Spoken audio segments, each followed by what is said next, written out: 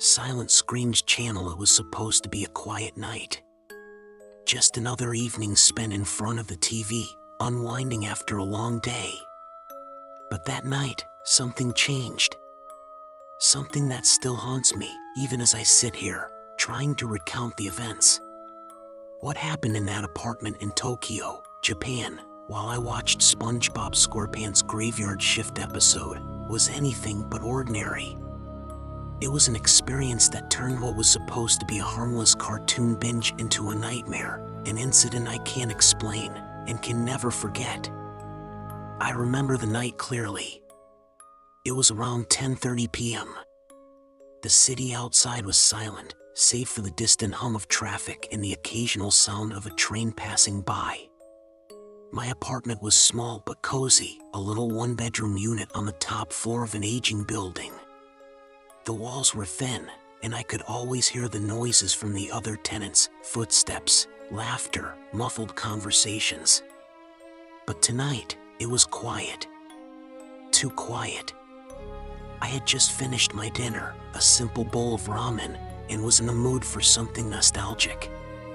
SpongeBob SquarePants had always been a favorite of mine, and I had just finished a marathon of the earlier episodes. It was a comfort. Graveyard Shift had always intrigued me, even though it was one of the creepier episodes. There was something about the dark, eerie setting of the Krusty Krab at night, with the ghostly figure of the hash-slinging slasher that always sent a chill down my spine. But tonight, I was ready. I laughed off the idea that I could still be scared by a cartoon. I sat back on the couch, grabbed my remote, and pressed play. The theme song played, followed by the familiar intro of SpongeBob singing. I could hear the sound of my own breathing, quiet and steady, as the opening credits rolled. But something felt off. The air felt thick, almost suffocating. I brushed it off as nothing. Maybe the weather outside was affecting the temperature. It was Tokyo, after all, and the city was always shifting. The lights flickered once, but I didn't think much of it. A power surge, perhaps. As the episode began, I settled deeper into the couch, letting the familiar absurdity of Bikini Bottom distract me from my thoughts. But then, as the story unfolded and SpongeBob and Squidward began their night shift at the Krusty Krab, I noticed something unusual. The colors on the screen seemed off. The vibrant yellows of SpongeBob's sponge body and the rich greens of the Krusty Krab's interior looked darker, more muted. The animation felt slower, as though the cartoon had somehow slowed down. It wasn't like the usual smooth, fast-paced flow of SpongeBob's world. I furrowed my brow, but before I could reach for the remote to fast forward, something else caught my eye. A shadow. It moved across the TV screen. I blinked, thinking it was just my eyes playing tricks on me, but the shadow was unmistakable. A dark figure, slightly translucent, with eyes that glowed faintly. I froze. I hadn't imagined it. I knew I hadn't. The figure passed through the screen, moving in a way that was completely unnatural for any cartoon. It was too real. I leaned forward, trying to make sense of it. The shadow didn't look like anything from the show. It wasn't part of the Graveyard Shift storyline. It was a person, or something that resembled a person. The more I stared, the clearer it became that this wasn't a glitch or a mistake. Something was watching me. The figure's glowing eyes locked with mine, and in that moment, I felt a cold shiver run down my spine. My heart began to race. The room felt colder. The air was thick, almost suffocating.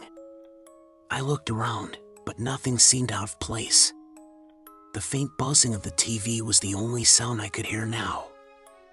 I checked the time, still only 10:45 p.m. But when I looked back at the screen, the figure was gone. I tried to shake off the feeling that was creeping up my spine, telling myself that it was nothing. I took a deep breath and looked at the remote, wondering if I should just change the episode. But before I could press any buttons, the screen flickered again, and the image distorted. The familiar Krusty Krab setting was replaced with something else. It was a dark, desolate version of the Krusty Krab, a place of shadows and decay. The colors were distorted, the walls were cracked, and there was an overwhelming sense of dread in the air. The familiar sound of the cartoon was replaced with an eerie, hollow silence, broken only by the faintest whispers. I could hear them clearly, though, voices, distorted and indecipherable, calling my name. I tried to get up, but my body felt heavy, like something was holding me in place. Then, SpongeBob's face appeared on the screen. But it wasn't the happy, innocent SpongeBob I knew. His face was twisted, contorted in a grotesque smile, and his eyes were wide open, unnaturally so. The pupils were black holes, sucking in all the light around them. I wanted to scream, to turn the TV off, but I couldn't. The remote was in my hand, but I couldn't move my fingers. His voice came next, but it wasn't the cheerful voice I remembered. It was deep, distorted, like something was trying to speak through him.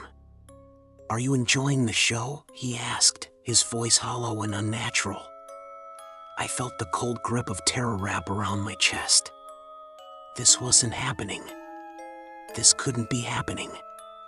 Suddenly, the TV screen flickered violently, and the figure from earlier, the shadow with glowing eyes, appeared again. But this time, it wasn't just a shadow. It was solid, standing behind SpongeBob's twisted form. I could see its outline clearly now. It was tall, impossibly tall, and its face was wrong. Its eyes were like black pits, sunken deep into its skull, and its mouth stretched too wide, revealing rows of sharp, jagged teeth. The figure began to move, slowly at first, but then faster, as if it were coming closer to the screen. I could hear the sound of my own breath, ragged and desperate, but it felt like the air was choking me. My chest tightened, and the room seemed to shrink. "Turn it off," I whispered to myself, but my body wouldn't respond. I felt paralyzed, as if the figure was pulling me in, drawing me closer to the screen, to the darkness. Then, the whispering started again. It was louder now, all around me, coming from the walls, the floor, the TV. "I see you," the voice said, slow and deliberate. "I know you're watching." The TV screen was now covered in static, the sound of the whispers growing louder, more urgent. I wanted to scream, but my throat was tight, my voice lost in the overwhelming fear. I couldn't look away. The figure's face was now inches from the screen, and its black eyes locked with mine. I could feel its cold stare. I could feel it inside me. And then, the screen went black. Everything went silent. I don't know how long I sat there, motionless, my eyes fixed on the black screen. My hands trembled, and the air around me felt heavy. The coldness in the room seemed to grow stronger, and I swore I could hear breathing, slow, steady, but not my own. I tried to get up, but my legs were weak.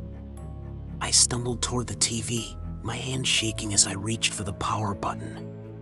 But when I pressed it, nothing happened. The TV stayed on, the black screen staring back at me, empty and lifeless. I stepped back, panic rising in my chest. The room was silent, but I could feel something lurking in the shadows, something that wasn't supposed to be there. It was then that I heard it, the soft creak of the floorboards behind me. I spun around, heart racing, but there was nothing there. Only the silence. But the whispering, it was still there. "I'm watching you," the voice said again, closer this time. I didn't need to turn around. I could feel it, its presence pressing in on me from all sides. I ran, but the whispers followed. I bolted toward the door, my hand reaching for the handle, but it was stuck. The door wouldn't open.